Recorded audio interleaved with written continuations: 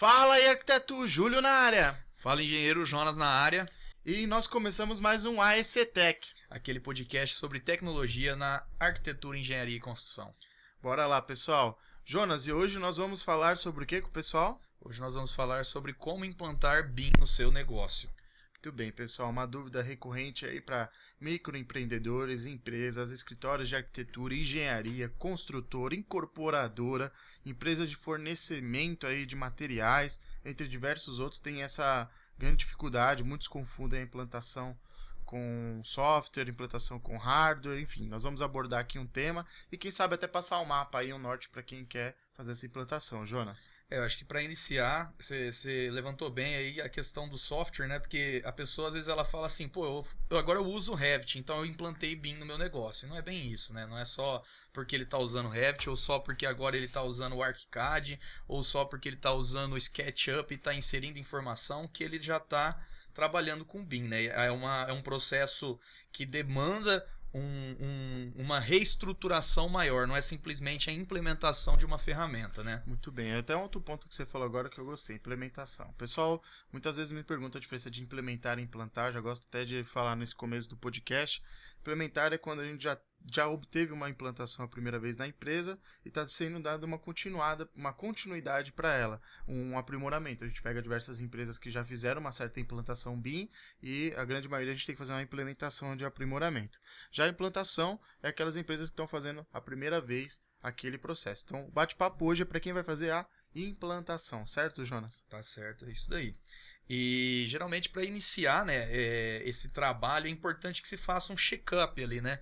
É importante, a gente chama até de check-up BIM para estar fazendo toda uma revisão, um entendimento dessa empresa, né, para que possa ser feita essa implantação nela, né? Isso, exatamente. A parte de check-up é muito importante inicialmente, até um serviço que a gente presta, porque você consegue fazer um diagnóstico, entender que situação a empresa está hoje, quanto ela tem de dinheiro, quando que ela pode, de fato, fazer esse investimento, se aquilo está no radar dela, se aquilo tem uma prioridade para ela, enfim. Então o check-up ele é um ponto primordial aí para quem quer fazer a implantação. Então o check-up a gente vai fazer o quê? Primeiro você vai ter que analisar ali como que você está, questão de tecnologia. Então, se eu preciso equipar o meu escritório, se eu preciso fazer um upgrade dos meus equipamentos ali nos meus computadores, se eu vou precisar equipar software, se eu preciso adquirir licenças, quantas licenças eu preciso entender como que vai ser feito essa reestruturação da tecnologia do meu escritório, né? Muito bem, Jonas. E outro ponto muito importante aqui, pessoal. Os pilares do BIM basicamente são a parte de tecnologia, a parte de gestão, que envolve o lado humano, e a parte de processos. Então a gente tem esses três pontos que é o que determina a implantação BIM. Então a gente vai falar desses três pontos aqui. O check-up, então, basicamente ele vai trabalhar três pilares, Jonas, que é o processo, tecnologia e gestão, que envolve pessoas. Então, aí é importante, então, pessoal, a gente falou aqui de tecnologia e agora passar para o pessoal o que seriam os processos desse check-up. Muito bem, então a parte de processo basicamente pessoal, aquela parte burocrática na empresa, aquela parte, a empresa possui manuais, ela possui um procedimento, ela possui técnicas de como ela opera aquilo, e a gente nem está falando aqui de ferramenta, a gente está falando desde chegar um documento no escritório, como ele homologa aquele documento, é muito baseado em ISOs, né, que o pessoal tem um manual de procedimento, ele não faz pelo achismo, ele não faz só pela expertise dele, então tudo que é procedimento vira um processo, ou seja, o processo está muito associado a método, está associado a maneira de execução, está associado a etapas, está associado a gente faz esse check-up inicialmente justamente para entender se existe pelo menos algum ali processo, porque uma das coisas que aconteceu com o CAD com relação ao BIM, Jonas, foi justamente isso. O pessoal que migrou depois da mão por CAD só digitalizou. Se olhar os pilares do BIM, que é tecnologia, processo e gestão, que são pessoas, eles só fizeram o quê? Investiram em tecnologia. Então, vamos comprar o AutoCAD, vamos migrar, investir em hardware e software, e basicamente não mudaram os processos. Na sua grande maioria, a gente está generalizando, mas sua grande maioria não mudaram os processos. Já o BIM ele nos obriga a ter processos, porque se você não tem a maneira de como fazer aquilo, cada um faz do jeito que quer. Sim.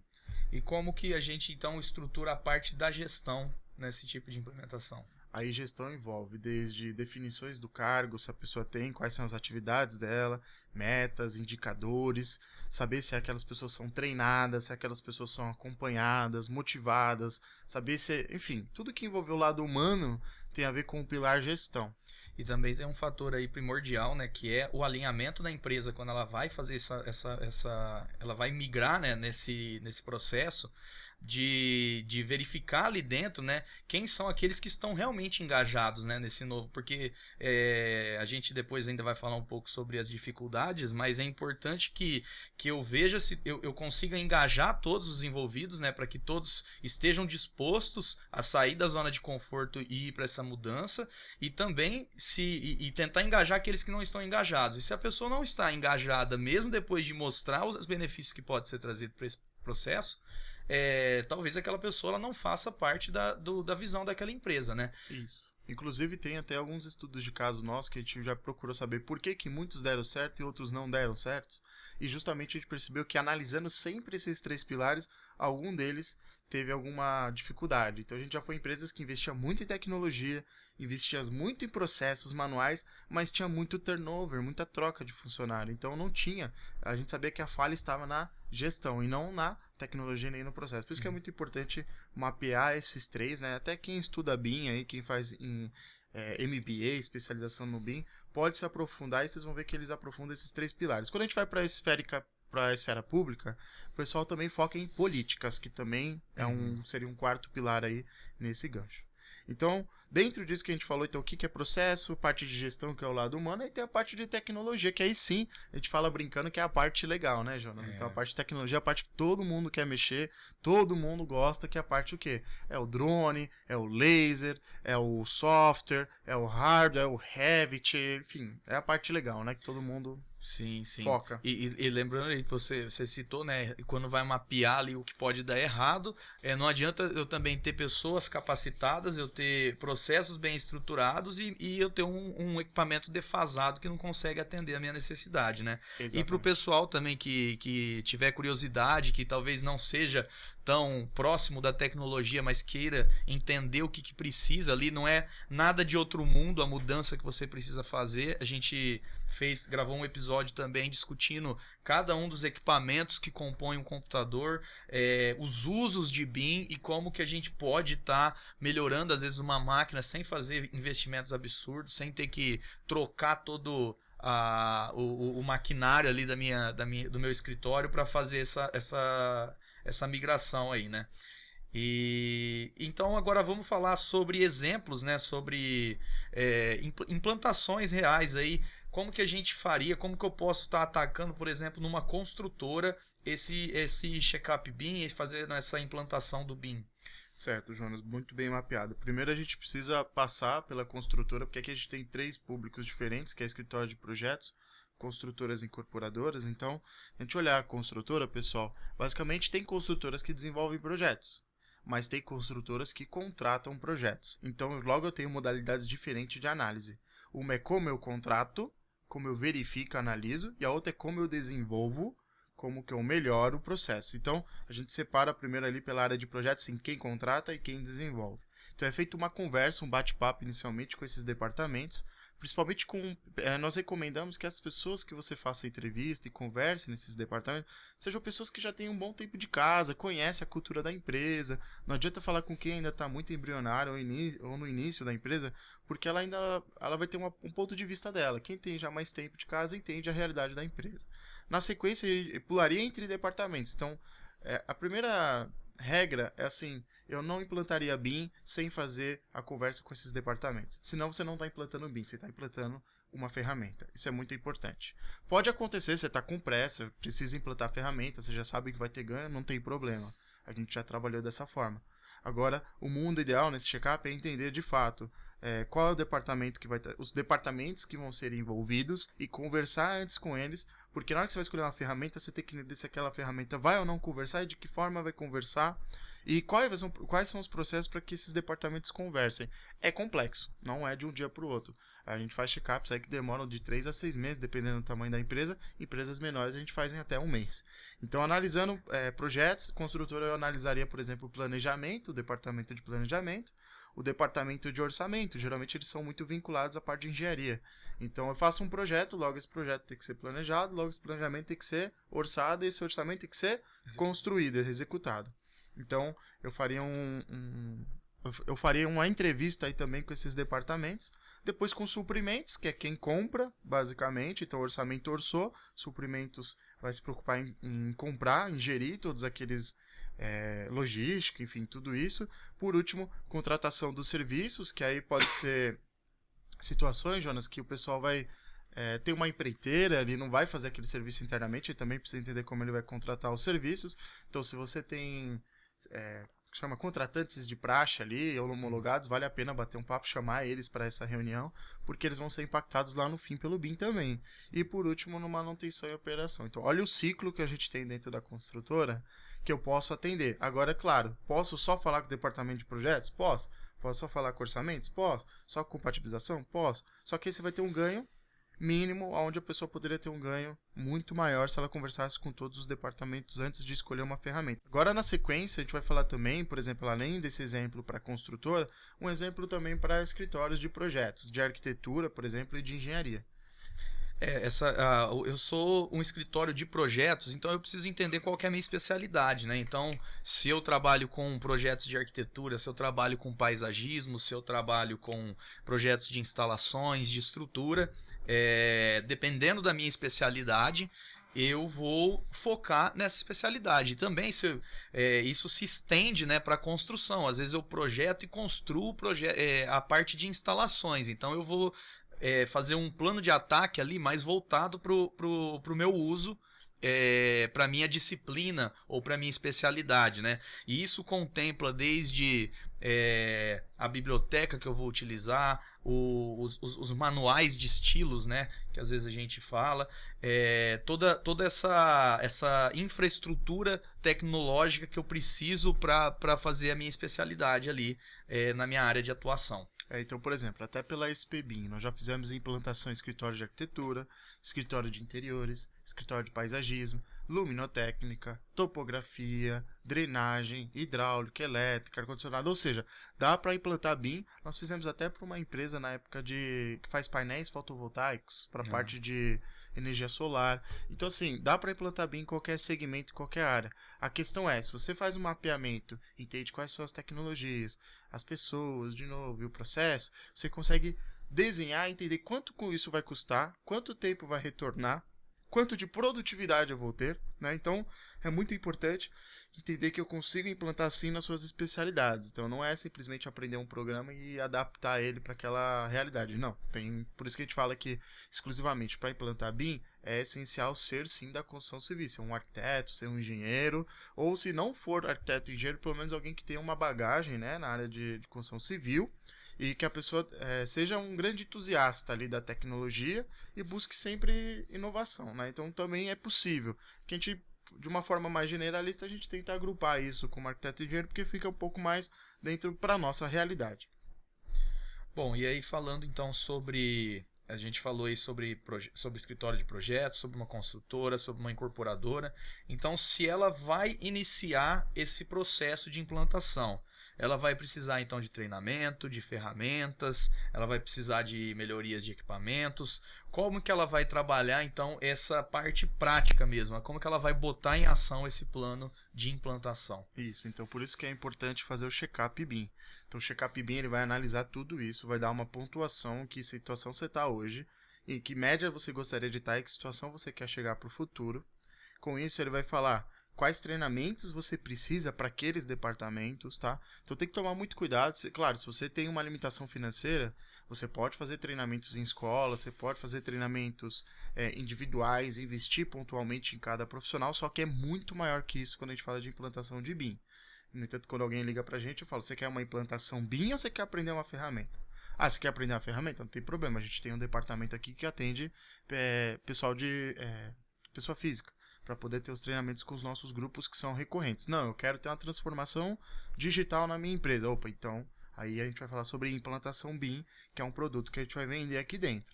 E aí dentro disso é o que o Jonas falou. Os treinamentos tem que ter uma personalização desses treinamentos. Ter personalização, então, indica, Jonas, que eu não posso pegar um treinamento qualquer, dar um Ctrl+C e um Ctrl+V. Né? Eu preciso analisar aquele projeto, o que aquela pessoa faz e customizar, desenhar aquilo. Então isso requer experiência, isso requer... não adianta você simplesmente ter o domínio do software, você tem que ter o domínio do dia a dia de projeto, de obra e etc, que é o que a gente busca e tenta levar para os nossos clientes. Por isso que a gente fala que o ideal, pessoal, para quem procura uma consultoria, um apoio, é ter empresas que pelo menos tenham mais de 10 mil horas comprovados aí de implantação ou de experiência, para se tornar de fato profissional ou especialista, né? Tecnicamente até tem acho que um bordão que diz, né, que para você ser especialista você tem que ter um conhecimento no mínimo ali de 10 mil horas acumuladas. E eu concordo, porque 10 mil horas, se a gente for contabilizar, dá pelo menos 5 anos de atuação direto naquela modalidade. E imagina isso quando a gente fala de diversas ferramentas, diversas pessoas envolvidas, diversas experiências, diversos projetos. Tem que ter resultado, né? Tem que ter mostrado já resultado, porque é um caminho que vale a pena, mas ele é um caminho que, se não tiver um direcionamento, você vai tropeçar em muitas pedras que alguém já tropeçou antes. Então, se você tem ali alguém andando junto com essa implantação, ele vai saber te mostrar qual que é a rota certa para conseguir chegar no resultado esperado. E até uma coisa que a gente gostaria de trazer você não precisa de trabalhar com ferramentas, você não precisa gastar com softwares para trabalhar com BIM. Existem soluções gratuitas no mercado, a gente tem o FreeCAD, tem o Blender BIM hoje em dia, você tem algumas soluções que são gratuitas. É lógico que toda ferramenta gratuita ela tem menos suporte do que uma ferramenta privada, ela vai ter menos atualizações, e hoje no mercado as ferramentas mais consolidadas no mercado são algumas ferramentas proprietárias mesmo, apesar de ter uma grande movimentação sobre a troca de informação costuma ser aberta pelo OpenBIM, mas só abrindo um parêntese de que muitas pessoas podem colocar como primeiro obstáculo essa questão do recurso para aquisição do software. E aqui a gente não vai nem entrar no mérito sobre softwares piratas, porque isso pode trazer uma dor de cabeça muito grande se você for optar por esse caminho. Então, o ideal é que você adquira as ferramentas que vão ser mapeadas pelo Checkup, ou então que você tem também essa opção de ferramentas gratuitas. Um ponto que o Jonas levantou aqui muito importante, por isso que a gente fala que o Checkup ele é relevante, porque assim, é possível qualquer um que está escutando esse podcast implantar BIM, tá? E é possível também ele trabalhar legalmente.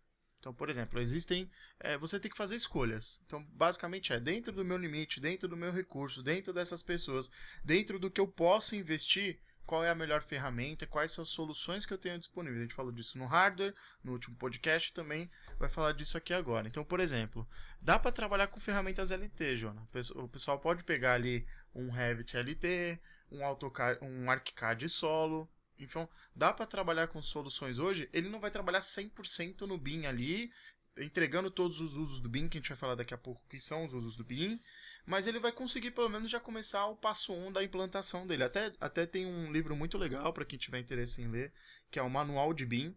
Esse manual de BIM, ele tem ali um mapa e um caminho, diversos caminhos, na verdade, de como são essas implantações nas empresas, mas o ponto importante do Checkup é que o resultado que ele apresenta, que é quais são os treinamentos que eu preciso ter e para quais departamentos, como que eles vão ser desenhados. Então isso envolve o quê? Quando a gente fala para a empresa, o tempo da empresa. Vai fazer no horário de trabalho? Vai fazer fora do horário de trabalho? Vai fazer no final de semana? Como é que vai ser isso? Porque isso vai envolver também custos variáveis, né?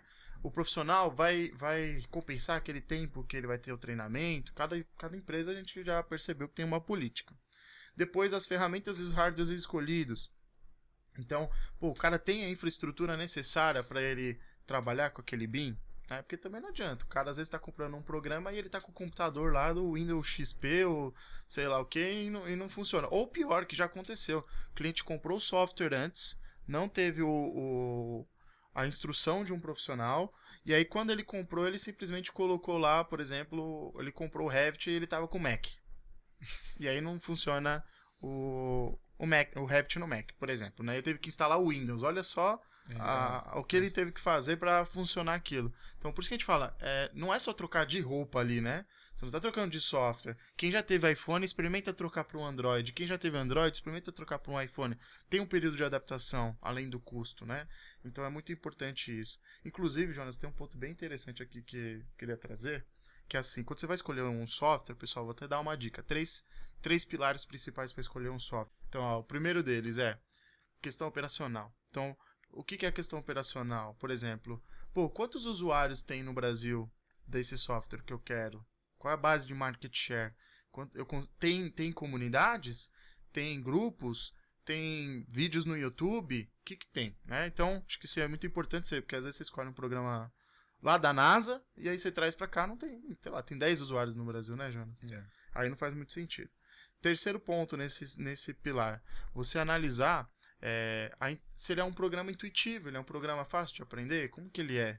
Qual é a curva de aprendizado? Quanto tempo eu demoro para aprender? Por isso que entre os tutoriais, entre cursos, o curso eu diria que é o de menos ali, né? Dentro disso. Segundo, outro ponto também, mais um ponto importante. Ele é programável, esse software que eu quero usar aqui no meu escritório, porque ele precisa ter programação, eu consigo fazer biblioteca, ele tem biblioteca na internet, é gratuito. Então, se um software ele é programável, por exemplo, Jonas, então, todos esses pontos, se a pessoa ela não presta atenção, olha o risco que ela tem quando ela fala assim, Pedro, que programa eu devo instalar aqui e por quê? Olha a responsabilidade que ela está delegando para alguém. Então, é muito importante você focar nesses pontos que eu acabei de passar. Vou até dar uma dica aqui de ouro. Lá no site da SPBIM tem os 5 principais livros de BIM que todo mundo deveria ler, que é de arquitetura e engenharia. E entre eles, um livro muito bom, que é o Caderno Técnico Asbeia Rio Grande do Sul, volume 2. Você consegue entrar em contato com a Asbeia, solicitar. Da última vez que eu cotei era R$35, não sei quanto está hoje esse livro. Você pede para eles lá e ele simplesmente vai falando de hardware, ele fala de software, dá testemunho das empresas. E aí, justamente, ele traz esses pontos e os tópicos que eu acabei de falar. É programável, tem comunidade, ele é fácil de aprender, quanto custa, a parte de custo é importante também, tem seu peso. E tem 3 pontos que eu gosto de perguntar quando eu vou escolher um software. Se ele faz o que eu quero, se ele não faz o que eu quero e se ele faz com gambiarra. Porque às vezes existem as soluções que ele às vezes não vai fazer aquilo com excelência, mas ele funciona com um plugin, ele funciona com algum outro programa paralelo, né? Então é muito importante entender essas situações, por isso que é de extrema importância a escolha de um software. Não é algo, não pode ser pela modinha ou não pode ser porque tá tendo achar que tem uma tendência. Outro ponto muito importante que já aconteceu com os clientes nossos. Eles escolheram um software porque alguém recomendou para eles da mesma área. E aí ele descobriu que quase 80% dos clientes dele pediam em Revit, por exemplo. E ele escolheu o ArchiCAD.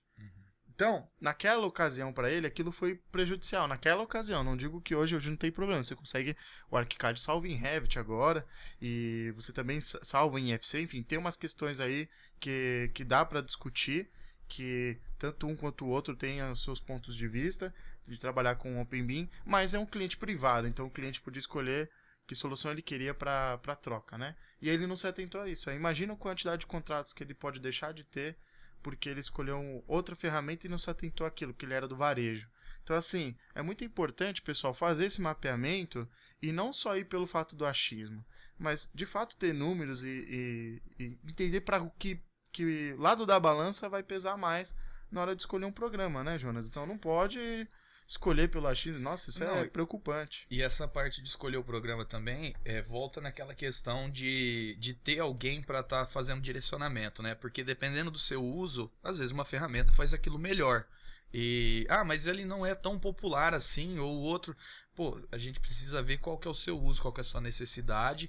E se você não tem orientação nenhuma, você deveria testar todos e chegar à conclusão de qual que é o melhor. E não só dar uma testadinha, não. Seria implantar num projeto, implantar em outro, e aí ir descobrindo qual que é o melhor. Agora, se você tem alguém para te direcionar nisso, se você tem ali uma consultoria especializada, ela vai saber te falar. E aí volta naquelas 10 mil horas que o Júlio comentou, né? De ela já vai ter vivenciado muitos trabalhos em um, muitos trabalhos em outro, muitos. A gente até, eu, por exemplo, que trabalho muito mais com o Revit hoje em dia, para modelagem, às vezes a gente até sabe aonde que ele era mais ruim na versão 21, onde que ele deu uma melhorada no 22, outra coisa que ele começou a fazer melhor no 23. Então você começa até nas versões do arquivo do programa, você já sabe. Às vezes um software ele tem uma fama de não fazer algo bem, mas é porque ficou com o estigma do passado e hoje em dia ele já está melhorado, só que ninguém estava testando mais naquilo. Então, essa questão da escolha do software, ou você vai ter que sofrer muito com cada um para descobrir qual que é o melhor no teu uso, ou você precisa de alguém que vai poder te falar assim, ó, o que você precisa? Eu preciso disso? Então, ó, essas duas soluções aqui são as adequadas para você, ou essa solução é adequada para esse uso e essa solução é adequada para esse outro, qual dos dois que você prefere estar escolhendo? Então é importante ter um profissional que possa te dar os prós e os contras, porque nenhuma solução é perfeita. E aqui a gente trabalha com todas as ferramentas, então a gente tem vamos dizer assim, uma propriedade para poder falar uma opinião. A questão é o seguinte, por que a gente fala que seria legal vocês testarem sim de fato? Quando a pergunta que sempre que falam é, qual é o melhor, Revit ou ArchiCAD? Sempre, acho que está no meu top 10 ali, sempre que me perguntam. E eu falo, cara, o que para você significa ser melhor nas ferramentas? Aí você começa a investigar, que é o check-up. Eu faço um check-up express ali com o cara. Então eu converso e falo assim pra ele, tá, que programa você usa? Você usa Windows? Você usa Linux? Você usa Mac? Você trabalha em conjunto? Usa 2 monitores? Usa um? Que infraestrutura você usa? Você usa internet? Você usa cabo? Você usa... você tem rede? Então você começa a perguntar um monte de coisa que o cara fala, meu, o que isso aí tem a ver com a ferramenta? Eu falo, cara, tudo isso daí é um algoritmo que ele vai falar o quão preparado você tá para qual solução ou qual outra solução. E aí ele fala, poxa, eu não sabia que era tudo isso. Eu falo, tá vendo a importância de entender qual é o melhor software? O melhor software é aquele que mais se adapta à sua realidade. Pronto, é isso. Não tem muito o que falar. Assim, cada software também tem a sua especialidade. Então, se eu for trabalhar, por exemplo, com curvas, com coisas orgânicas, nem o Revit ou ArchiCAD eu usaria, por exemplo, o Rhinoceros. E aí agora o Rhinoceros tem parceria direto com o Rhinoinside para funcionar no Revit, mas ele tem parceria para funcionar com o Grasshopper, que é do ArchiCAD, junto com o ArchiCAD, do Grasshopper, perdão, que é do Rhinoceros, que funciona uma integração com o ArchiCAD. Ou seja, eu tenho que entender qual solução eu preciso para o tipo de arquitetura que eu represento. E aí o que mais me dói no mercado é as pessoas escolherem um programa e ela limita a arquitetura dela, ela limita a engenharia dela, porque ela acredita que, por que eu faço? Sabe aquele projeto que você olha, nossa, que cara de Revit, nossa, que cara de ArchiCAD, nossa, que cara de SketchUp, porque a pessoa ela não aprendeu, ela não aprendeu a aprender a usar aquele software dessa nova forma, porque ela aprendeu da maneira antiga na faculdade, desde aprender com AutoCAD, desenha à mão, aí faz volumetria no SketchUp, faz maquete e etc. Então, eu diria que a gente está passando por uma transição de entender também como que se aprende usando essas ferramentas. Mas olha a delicadeza, Jonas, que é você entender todas essas complexidades e tomar uma decisão. E aí quando alguém chega em mim, que eu sou um consultor, e pergunta a minha opinião, e eu já sei assim de bater o olho, entender as perguntas chaves, qual que é o melhor para aquele indivíduo, não para o geral, fazendo essas perguntas de mercado, você trabalha com quem, quais são os seus envolvimentos, quanto você está disposto a investir financeiramente, para eu entender também qual software vai se encaixar naquele investimento, enfim. E aí tudo isso é bem importante, pessoal, porque o pessoal toma decisão baseada ali simplesmente numa pesquisa na internet, não se aprofunda, e aí a vantagem de procurar um consultor não é o tanto que ele sabe, eu sempre falo isso. A vantagem de ser um consultor não é o tanto que eu sei, é o tanto que eu errei. Então eu errei de muitas maneiras diferentes, em mais de 16 mil horas, aonde que chega lá no final, você já sabe que se o cara escolhe uma solução baseada naquilo que ele faz, quais são os problemas que ele vai ter. Basicamente é isso. É tipo escolher um sistema construtivo e você tá numa... Imagina, Jonas, a pessoa vai escolher lá um sistema construtivo, por exemplo, de madeira. Ele escolhe lá para trabalhar com madeira. E ele vai para uma área que nem existe madeira, que nem tem madeira na região. Então é bom aquilo para ele? Ou numa área que só chove, ou enfim, tem uma série de circunstâncias que a gente, assim como escolhe um sistema construtivo, tem que entender quando escolhe uma solução de ferramenta. Acho que essa analogia é interessante para as pessoas terem um pouquinho mais de atenção e cuidado. E até ter o cuidado também de procurar profissionais que realmente queiram te possibilitar implantar o que é ideal para você e não aquele que vai tentar empurrar o que ele sabe, porque às vezes o cara ele é um consultor só de Revit e aí você vai chegar com uma necessidade e ele vai falar, não, é o Revit. Mas por quê? Não, porque o Revit é o melhor. Nenhum é o melhor. O melhor é aquele que atende a sua necessidade. Então, é importante que a consultoria que você busque para fazer essa implantação, ela seja uma consultoria de BIM. Então, aí ela vai te implantar o BIM. E aí, dentro disso, volta as inúmeras ferramentas que estão à disposição no mercado e escolher aquela que seja a ideal para você. Muito bem, Jonas. Aí agora a gente vai falar um pouquinho, pessoal. Depois que é feito todo esse resultado de recursos que a consultoria ela vai prever ali no check-up, ela vai também, além de então, passar consultoria, qual software, qual hardware, quais treinamentos ele vai ter, se vai ter template ou biblioteca, por exemplo, também ele vai pensar no projeto piloto. Que o projeto piloto a gente pode falar que ele é com ou sem emoção. Com emoção é aquele prazo curto, que você não se preparou, que você... Enfim, que é o que a maioria faz. Não, pega aí, vamos fazendo, vamos aprendendo enquanto faz. Gente, isso daí é arriscadíssimo, entendeu? Então, quando a gente fala com emoção, essa emoção no sentido de envolver cliente, fatores externos, fator construtivo, fator contrato e fator que você está aprendendo. Qual é a chance disso dar certo? Né? Vai diminuir bastante. Então a gente fala que sempre é importante atacar, por exemplo, por fases, não ir atacando todas as fases de uma vez. Pega uma fase que está um pouco mais consolidada e vai entendendo essa complexidade. Até porque às vezes você está num projeto piloto que só você às vezes está no BIM. E aí não tem os demais. E aí, que tipo de BIM é esse? Tem até o termo que a gente brinca na internet, vocês podem pesquisar, chama Little BIM, que é o BIMzinho, que é justamente que às vezes só tem um cara ali que está passando pro CAD pro BIM, ou, por exemplo, só a arquitetura e a estrutura tá no BIM. Acontece, é natural, gente, normal, isso aí tem, eu diria, grau de maturidade, mas é importantíssimo projeto piloto. E a gente fala que o projeto piloto, ele é perpétuo, né? Ele nunca vai ser um único, não existe um projeto único, na minha vida eu nunca vi um projeto que ele tenha corrido 100% no prazo, 100% sem dor de cabeça, 100% sem corromper um arquivo, 100%, enfim, diversos fatores, 100% sem o cliente mudar, 100%, nunca vi isso na minha vida. Se alguém ouviu esse podcast e já percebeu, coloca aí no comentário que eu quero saber desse milagre. Não, e essa questão aí que você falou também do projeto piloto, é importante que, se ele é um projeto piloto de BIM, que o BIM seja relevante ali dentro, e não ele seja o último. Porque às vezes, vamos testar BIM nesse meu projeto. Só que aí você prioriza tudo e a última coisa é o BIM. Então, eu preciso dessa entrega. Mas o modelo não está pronto. Não interessa. Termina no CAD aí mesmo e depois a gente vê a questão do modelo. Aí depois, e vai sempre, precisa de fazer a compatibilização. Compatibiliza no CAD e depois a gente vê o modelo. E aí você começa a jogar o BIM lá pro final da fila e quem não é prioridade não vai crescer. Então, se você vai fazer um trabalho, se você está implantando BIM, é importante que, como o Júlio falou, você dá um passo de cada vez para que você não queira dar um passo maior que a perna e não ter resultado e depois culpar o BIM, mas ao mesmo tempo que você não coloque ele de canto e depois você fala, isso aí não funciona porque não agregou nada. Se você colocou ele de canto, ele também não tinha como agregar. E quantas empresas a gente já pegou aqui na implantação que, eu já implantei BIM aqui na minha empresa. Aí eu chego lá, o que você implantou BIM? Eu fiz um curso de ArchiCAD online, fiz um curso aqui de Revit online, fiz um curso de Sketch.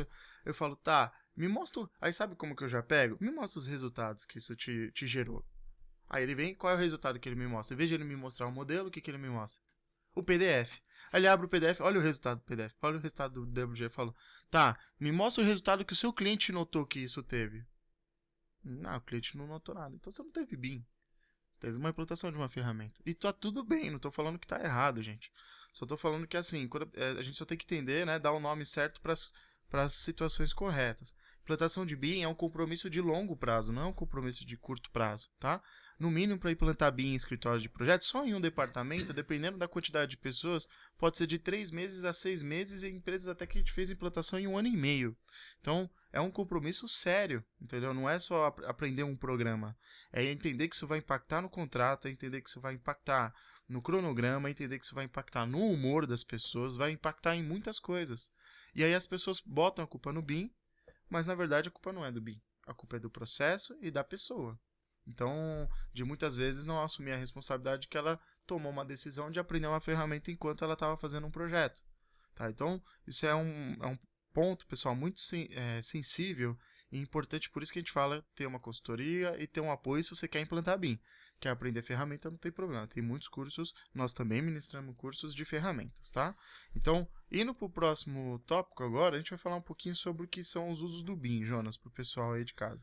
É importante saber também se nessa todo esse caminho que está sendo trilhado de implantação, você vai ter determinados usos. Então você pode estar utilizando o BIM e lembrando que a gente também fez um podcast falando sobre ferramentas de acordo com os usos ali do BIM, mas então você pode estar utilizando inicialmente ali o BIM só para você ter um modelo 3D do seu edifício e tá fazendo a compatibilização dele.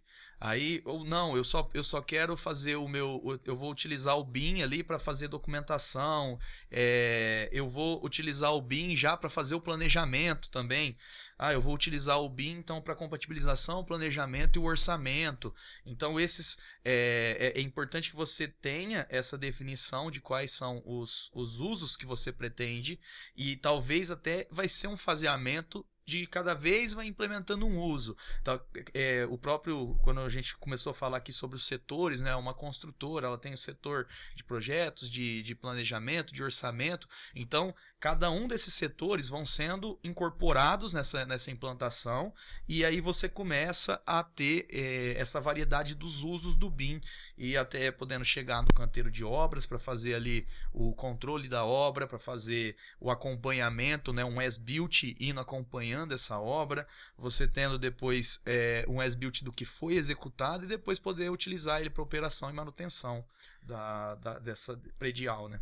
Isso, muito bem levantado. Então, os usos do BIM, pessoal, depois quem tiver uma curiosidade, eu vou deixar aqui na descrição do vídeo, aqui na descrição o Pedro depois vai colocar aqui junto com a Lohane os artigos que nós já escrevemos isso lá na SPBIM, tá? O que são os usos do BIM, mas basicamente vamos falar aqui num cenário mais Brasil, né, Jonas? Quais são os usos que o pessoal mais utiliza aqui no Brasil? O que são os usos, pessoal? É o que motiva a pessoa a querer usar aquele BIM. Isso é a parte bem importante. É o objetivo.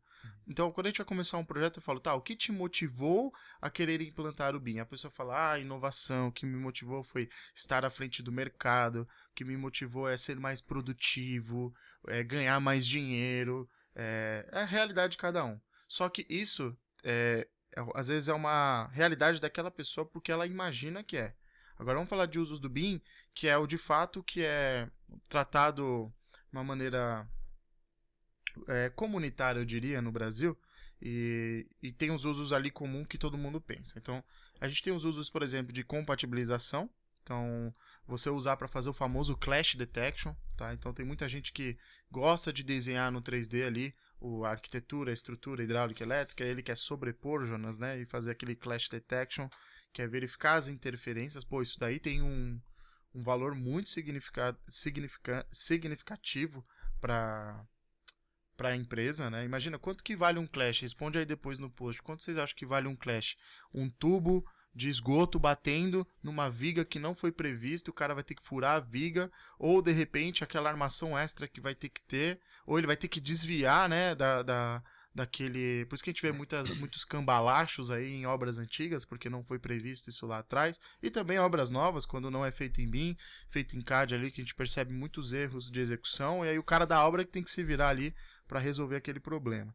Então o Clash Detection é uma forma de você conseguir antever os problemas. Isso aí é uma coisa, é um grande, como é que eu posso explicar assim?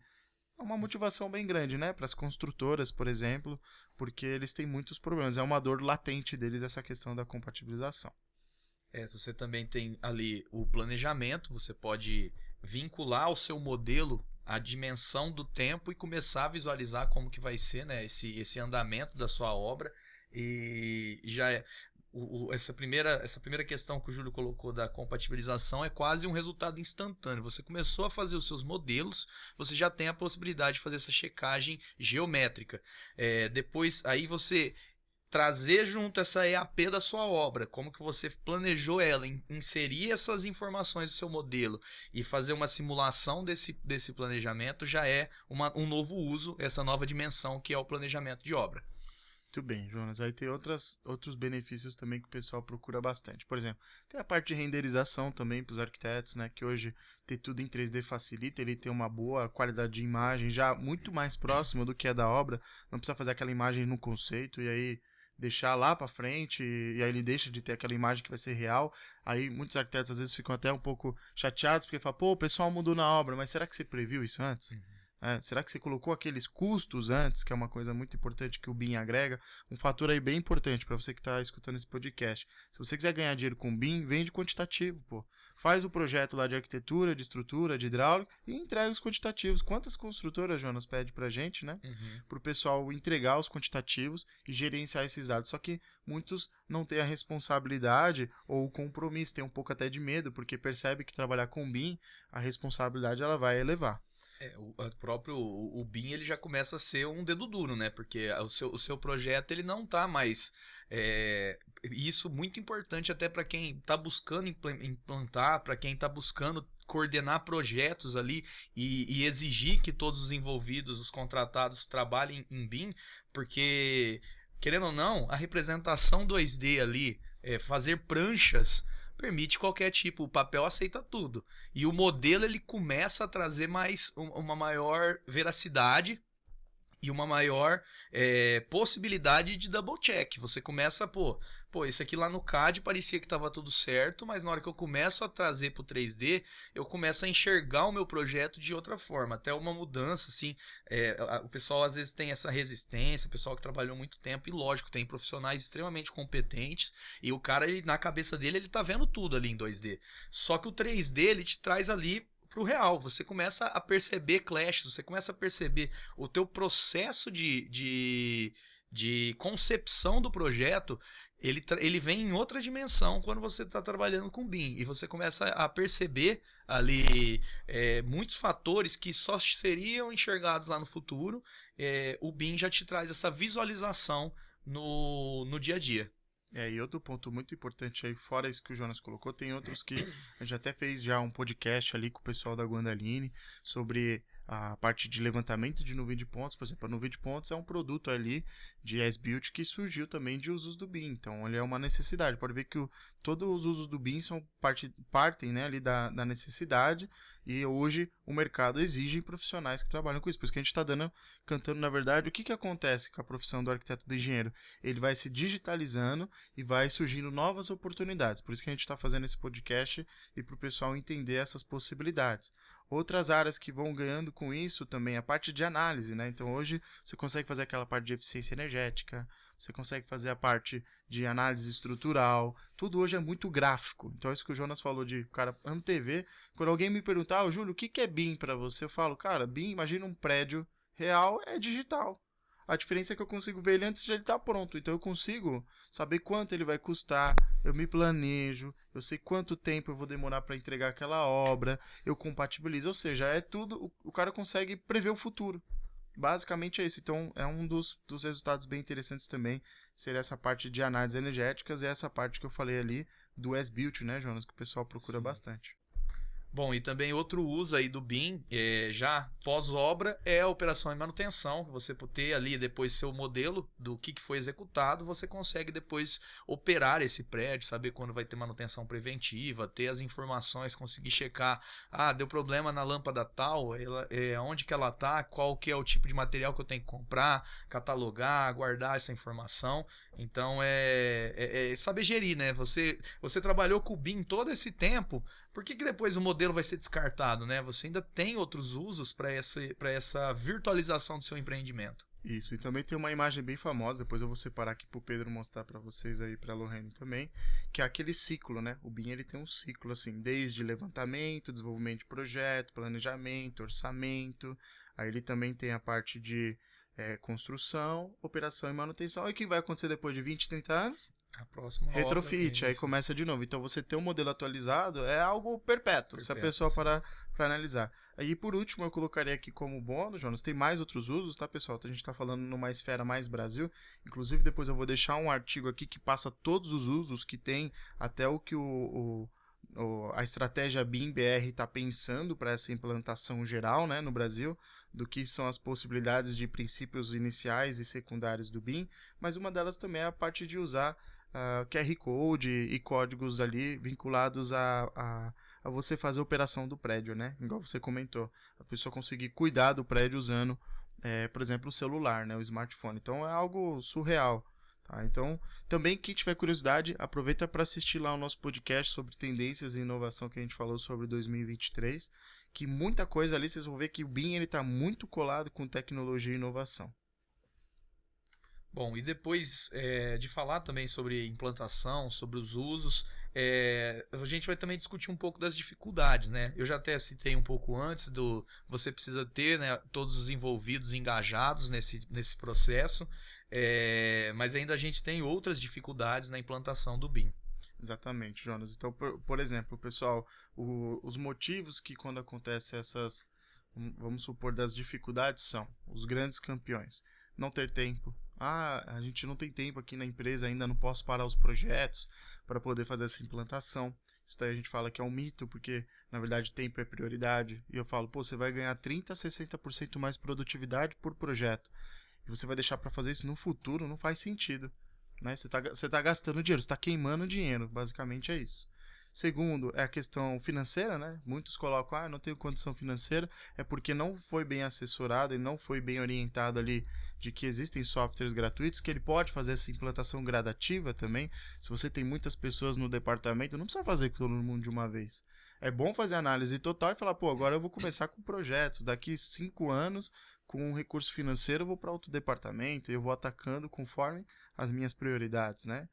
Mais alguns outros pontos, Jonas, que você lembra? A questão do investimento também, e é outro mito, porque a gente, como comentamos, existe a possibilidade, seja de utilizar ferramentas gratuitas, seja de fazer um upgrade gradativo, seja utilizar as licenças um pouco mais modestas e ter uma licença full e aí você reestrutura ali. Tudo isso, se você tem uma consultoria que vai te direcionar, ela pode te dar o caminho dentro do seu orçamento inicial e também ser feito por fases, né? Aos poucos você vai implementando e você consegue, com o próprio resultado dessa implantação, você vai tendo verba para fazer as próximas fases através dos resultados que você vai colher nisso. Isso, e por último eu colocaria também, pessoal, a questão das pessoas colocarem essa responsabilidade em terceiros.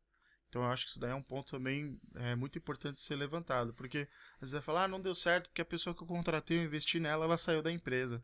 De novo, dentro daqueles pilares, será que você estava tratando bem esse funcionário? Será que como você estava gerindo isso? Então a culpa não está só no terceiro, tem que ter uma autorresponsabilidade, entender o que está acontecendo com a empresa, por isso que é importante a gente saber quais são as verdades e trabalhar em cima das verdades, não tem problema, né? Todo mundo tem uma certa condição de começar de um jeito, vai ganhando recurso com o passar dos anos e vai. O que não pode parar é de investir no longo prazo. Entender que a implantação do BIM ela é contínua. Né? Se a gente tirar a palavra BIM, daqui a um tempo vai ser outro termo, mas basicamente é a inovação tecnológica, cuidar das pessoas, que são a parte de gestão, e criar procedimentos e manuais. É isso, então é contínuo isso, né? Tem que ter um ciclo contínuo. Nesses 3 pilares aí, se você tem ali a sua tecnologia, os seus equipamentos, você está sempre renovando eles, mantendo eles atualizados, não vai ser um investimento absurdo. E a licença, hoje em dia as formas que você vai contratando os planos, ele é anual muitas vezes, então ele vai ser um orçamento já dedicado para esse tipo de trabalho. Os processos é importante que eles estejam bem estruturados. Depois que eles estão estruturados e fazendo melhoria constante, ele vai ser sempre imputado ali um pouquinho a mais, um pouquinho mais de processo, e esses 2 caras bem estruturados, eu tô perdendo o meu time de BIM. Se eu tenho processo e infraestrutura, eu consigo capacitar um cara rapidamente ali e já colocar ele dentro de um time que já está estabelecido. Então, assim, esses 3 pilares, se você cuida deles, você vai conseguir estar mantendo com muita facilidade. É lógico, existe uma curva inicial, mas rompida ela, você já consegue trabalhar com eficiência. Isso aí, pra gente concluir o podcast, eu queria falar pro pessoal assim, acho que muitos deles têm uma ansiedade de saber, pô, quanto custa, como funciona. Então, se você pegar um pouquinho do que a gente falou aqui no podcast, falando, pô, deixa eu levantar os programas que existem, o hardware, escutar os podcasts que a gente passou, você já começa a construir o seu mapa. Isso já é um caminho interessante para vocês. É claro, quem quiser ganhar tempo e fazer isso para ontem, pode contratar uma consultoria igual da SPBIM, que é quem está patrocinando esse nosso podcast, mas também existem outras possibilidades. Outras perguntas que eu recebo Júlio, quanto tempo demora para implantar o BIM na minha empresa? Cara, coloca aí de 3 meses a 6 meses se você faz projeto, no mínimo. Se é construtora, coloca de 6 meses a 1 ano, dependendo de quantos departamentos forem envolvidos. E se for uma consultora de grande porte que vai envolver diversos departamentos, coloca de 1 ano a 5 anos. Então, basicamente, eu diria essa receita de bolo aí para quem está com dúvida em relação a entender o que é uma implantação de uma maneira, vamos dizer assim, profissional, e tirar um pouquinho dessa questão amadora de entender só o que é entender uma ferramenta. Ferramenta, a gente só está querendo dizer que é isso aqui, ó, perto do iceberg que tem ali dentro do que é a implantação, mas também motivá-los, né? A gente procura fazer uma implantação gradativa, onde ele investe, ele ganha, ele investe, ele ganha, ele investe, ele ganha, ele investe, ele ganha. Porque também se ele faz um alto investimento, o retorno deles às vezes é no longo prazo, isso pode desmotivar bastante a pessoa que está fazendo a implantação. Então, a minha dica é essa, faz, né? Faz um pouco e tem retorno. Faz um pouco e tem retorno, mas com meta, tá? É muito importante que tenha meta no curto, médio e longo prazo. Acho que é isso, Jonas. Quer passar mais alguma coisa para os nossos ouvintes? Não, é isso aí, pessoal. A gente tentou esclarecer e também dar esse caminho inicial, né? Como que eu vou começar a implantação do meu negócio? E aí, acho que esse podcast, unido com outros que a gente já fez aqui, vão começar a abrir mais a cabeça de todo mundo que está acompanhando aí e ter mais maturidade para iniciar nesse processo. Então, beleza, pessoal. Não esqueçam de se inscrever no canal, ativar o sininho e compartilhar com os demais colegas aí, que eu tenho certeza que esse podcast pode ajudar alguém. Obrigado e até a próxima. Até mais.